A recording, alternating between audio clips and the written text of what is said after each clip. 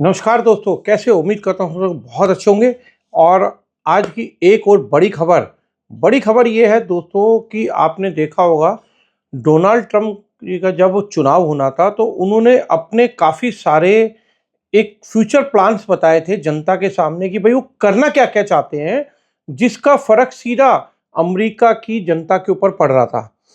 जैसे कि उन्होंने कहा था कि जो सबसे ज़्यादा वहाँ की जनता को नुकसान हो रहा है अमेरिका की, वो था कि वहाँ की मैन पावर बिना बात में दूसरों के युद्धों और झगड़ों के बीच में पड़ रही थी। कितने सारे वहाँ के अच्छे-अच्छे सैनिक, क्वालिफ़ाइड सैनिक शहीद हो रहे थे, जिसका वहाँ की जनता को बहुत डर था कि भई किसी दूसरे की लड़ाई में हम क्यों बीच में आएँ? और साथ के साथ वहाँ से हज़ारों, करोड़ों, अरबों डॉलर दूसरे देशों को फ्री फंड में जा रहा है, जिसका अमेरिका को किसी तरह से कोई फ़ायदा था ही नहीं।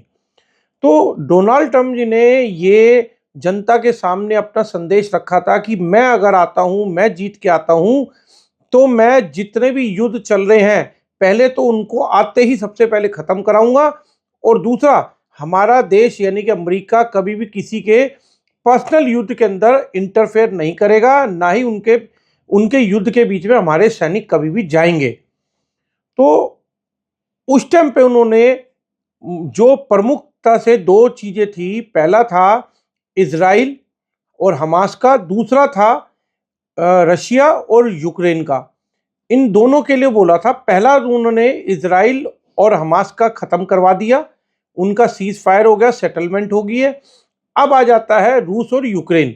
और रूस और यूक्रेन के लिए, रशिया के लिए ट्रम्प जी ने बोला है, ट्रम्प साहब ने कि पुतिन जी, मुझे लगता है कि व्लादिमीर पुतिन जो प्रधानमंत्री हैं रशिया के, रूस के, कि वो इस चीज़ को सेटल करना ज़रूर चाहेंगे।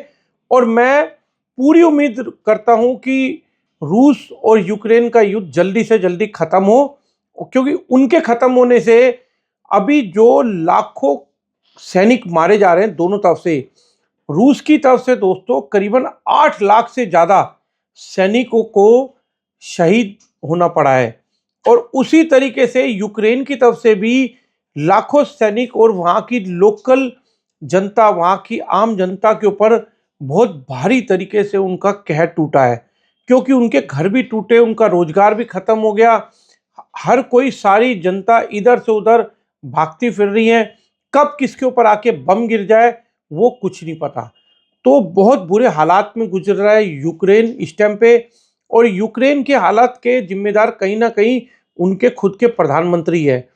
उनको भी पता था कि रशिया से अलग होकर के वो अलग देश में तो हैं, पर वो नेटो में अगर जाएंगे तो रशिया किसी भी, रूस किसी भी चीज़ को, इस चीज़ को एक्सेप्ट करेगा नहीं। पर उन्होंने जानबूझ के किया। पर खैर ये तो पुरानी बात थी, अब 2 साल से ज़्यादा हो गए युद्ध लड़ते हुए। तो ट्रम्प साहब ने साफ शब्दों में कह दिया है रूस को कि जी मुझे लगता है जेलेंस्की जो यूक्रेन के प्रधानमंत्री है वो एग्री हैं, राष्ट्रपति एग्री हैं उस अपने इस युद्ध को रोकने के लिए और सुलह करने के लिए।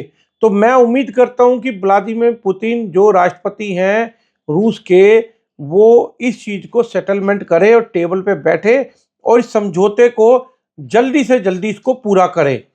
जिसमें उन्होंने ये भी कहा है कि तैयार है जेलेंस्की। जेलेंस्की इसलिए तैयार है कि राष्ट्रपति डोनाल्ड ट्रंप ने साफ शब्दों में कह दिया था कि जी जेलेंस्की तो तैयार है, पुतिन को यूक्रेन के साथ बैठ के एक अच्छा और हेल्दी समझौता कर लेना चाहिए, ताकि जो इतने सैनिकों का दोनों तरफ से मतलब मरना हो पा रहा है, जिसकी वजह से ये जंग एक बहुत ही बेवकूफ़ी भरी जंग है।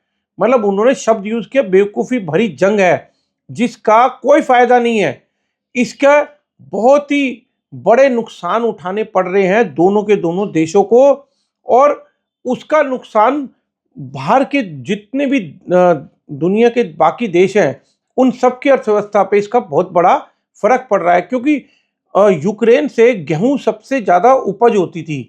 वहाँ का गेहूँ और चावल वो दुनिया भर में एक्सपोर्ट होता था। आज की डेट में वो सब कुछ बंद पड़ा है। मतलब जो उनके गेहूँ वगैरह की खेती थी वो सब खत्म हो चुकी है। जो उनका स्टॉक था वो भी ख़त्म के बराबर पे है। एक्सपोर्ट छोड़ो, उनको खुद के खाने के लिए प्रॉब्लम हो रही है। तो ये सारी बातें डोनाल्ड ट्रंप जी ने बोला।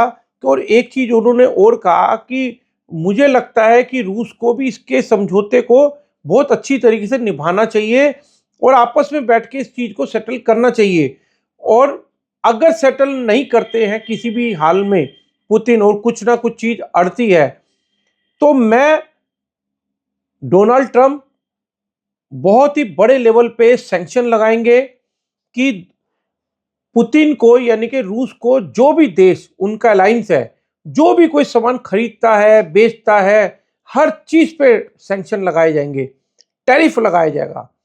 टैरिफ की वजह से कहीं ना कहीं रूस को भी बहुत डर है, क्योंकि रूस पे तो टैरिफ जो लग सकते थे वो लग चुके हैं, पर उनके सहयोगी देश अगर उन पे टैरिफ लगा तो उनकी अर्थव्यवस्था बैठ जाएगी, जिसके से वो नहीं चाहेंगे कि वो रूस को फिर सामान दे।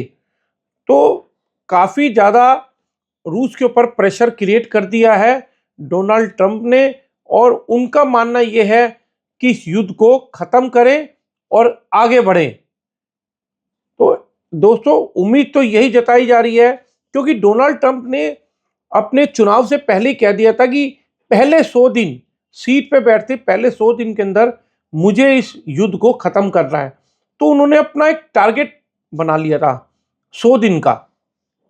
उस टारगेट को अचीव करने के लिए अब डोनाल्ड ट्रंप ने बोला है कि मैं बहुत ही जल्द रूस के प्रधान राष्ट्रपति से जरूर मिलूंगा और वहां से मिलकर के इस सेटलमेंट के मैटर को आपस में इनकी मीडिएशन करा करके क्लियर कर देंगे हम।